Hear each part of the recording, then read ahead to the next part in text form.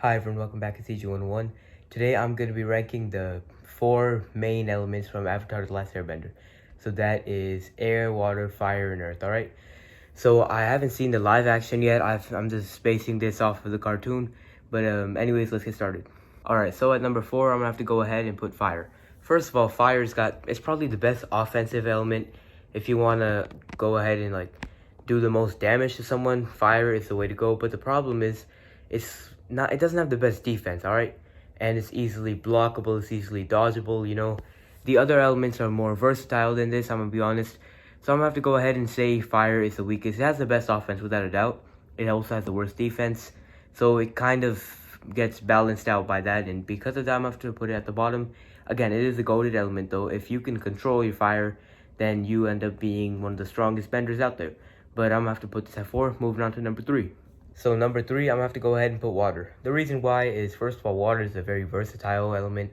It's got attacks, blocking, all of that stuff, right? But at the same time, we saw in when Avatar and all those guys were trapped in the desert, they had little water, right?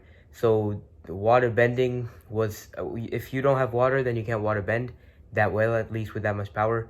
So that's one of the weaknesses of this, right? You don't see that with air or earth, who are going to be, of course, the final 2 that I'm going to rank. So because of that, I have to put this at number 3. Overall, though, it's a versatile element. It's a overall good element, good attack, good defense. Moving on to number 2, though. Alright, number 2 is air. So first of all, airbending and earthbending. It was really close between these two who gets number 1 spot. Look, airbending, I would say it's not the strongest attacker. I would say, in fact, it's the least offensive. And again, it has a good defense, because first of all, you can block yourself, you can dodge with the air. It has probably the best agility and all. You can fly. That's why I gotta put it higher than waterbending for sure. It's just the attacking powers is probably what made me put it under earthbending. But at the same time, I mean, you can create storms, you can blind your opponents, right? You can go fly in the air and dodge. So again, I do have to say this element is one of the more goated ones.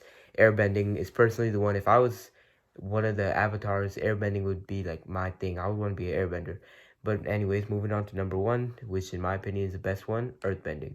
So earthbending is probably has the best attacking in my opinion. It does do it well, besides firebending.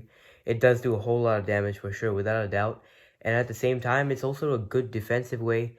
Earthbending is just all around. I mean, it's earth, right? So you can earthbend almost anywhere and everywhere.